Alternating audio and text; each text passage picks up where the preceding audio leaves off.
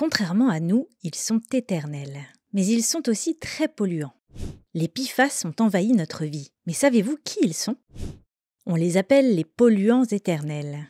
Il s'agit des perfluoroalkylés et des polyfluoroalkylés, anciennement perfluorés et polyfluorés, des milliers de substances chimiques actives que l'on retrouve absolument partout.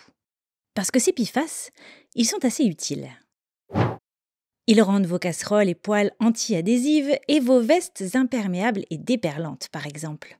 Ils sont aussi dans la plupart des cosmétiques que vous utilisez, dans la peinture, dans les emballages de vos aliments, dans les produits détergents et même dans les cordes de votre guitare.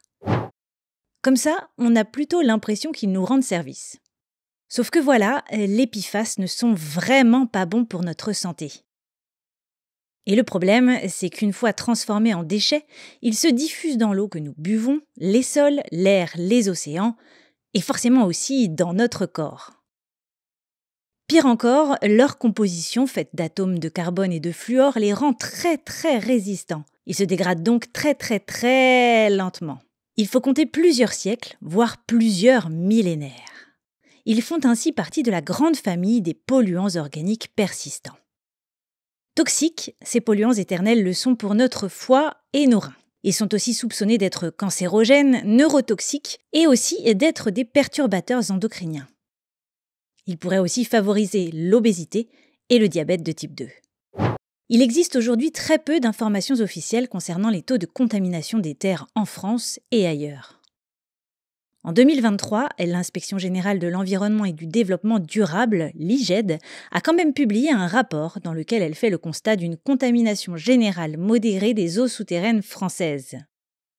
Des réglementations pour limiter leur utilisation existent aussi déjà mais ne concernent que certains types de polluants. Et seuls des teneurs maximum de pollution dans l'eau ont été fixées.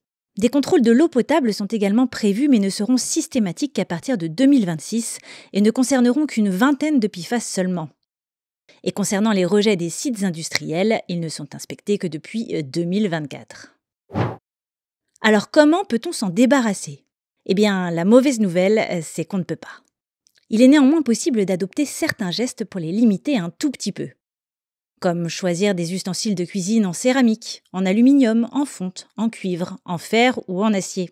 Manger moins de poissons, de fruits de mer, de viande, de produits laitiers et d'œufs. Éviter les sprays imperméabilisants ou encore choisir des cosmétiques bio labellisés Cosmébio dans lesquels les polluants éternels sont interdits.